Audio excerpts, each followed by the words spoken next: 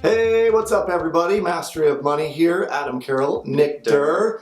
It's good to see you. Did we do that in unison? Oh, totally. 1, 2, 3. Totally. Nick Durr.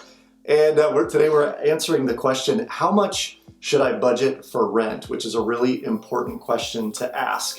Particularly for those of you that are looking to either move out of your parents' basement, or you're looking to maybe graduate from college and get your first apartment, or maybe you're looking to move up. You have that starter apartment and now you're trying to figure out the next one. So what's the rule of thumb, Nick? The rule of thumb in terms of how much you should budget for rent is 30%. 30%? 30% Of your net income. Net income. Right, after tax income. Yeah. So for those of you that want the quick math, if you're making $3,000 a month after taxes, that would mean that you're going to spend $900 a month in rent. Ideally not a penny more. But we know that some people live in the West Coast, like California, yeah, and New York. Right. Seattle is getting up there too. Yes. Yeah. Yes. So I have a lot of friends who live in the Silicon Valley, who are in these big cities. My sister and her boyfriend are looking to move to New York. Like, $900. Like, well, first of all, the income is a little higher, but if you think about the average income and you think about $900 for rent, yeah, I mean that's my first apartment outside of college was $4,300 a month for a 2-bedroom, 1 bath. Right. Yeah. So to 900 is don't let 900 scare you.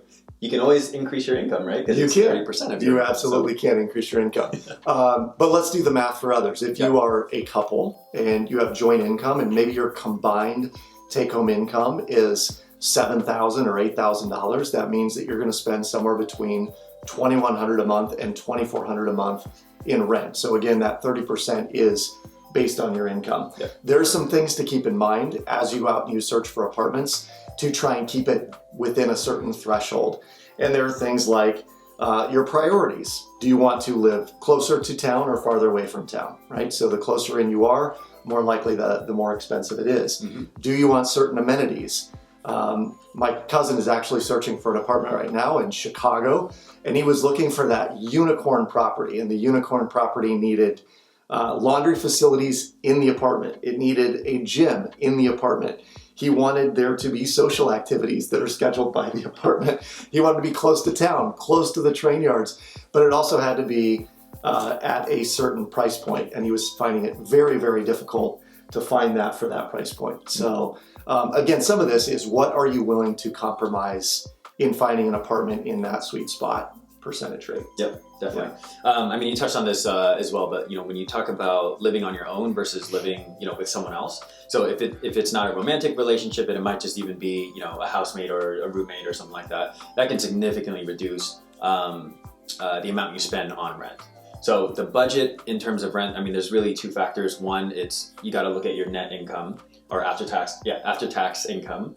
And then you have to look at how much are you willing to actually spend. Right. Because when Adam mentioned priorities, it might be very important for you to live close to work so you don't have to drive. For other people, it doesn't really matter where they live, but what they want to save for is travel.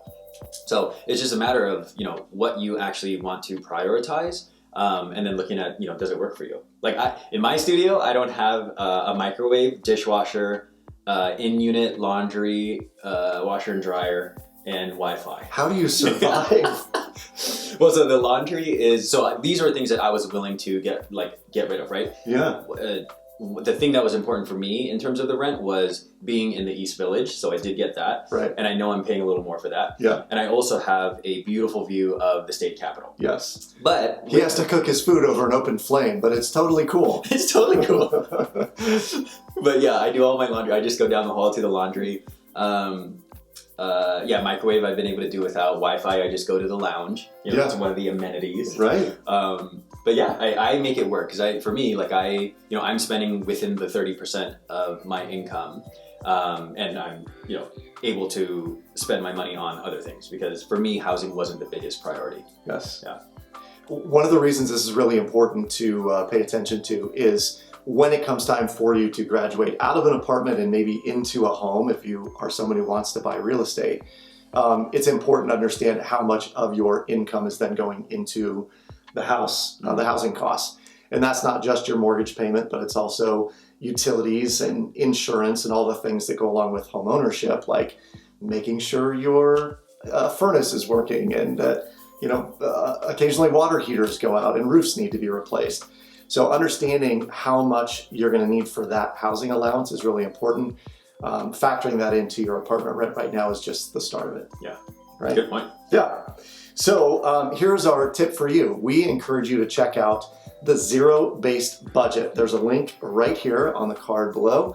And if you click on that, you can go and actually download a zero-based budget, which will tell you exactly where your money goes at any given point in time.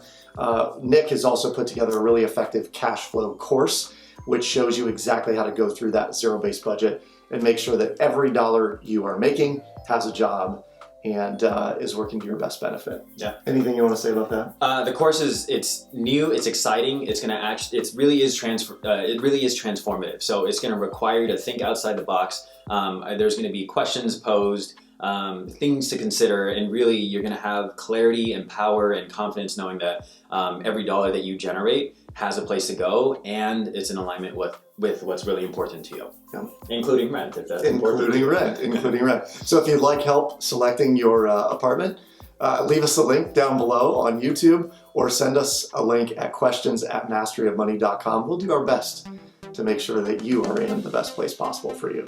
Cool? That we will. See you next time.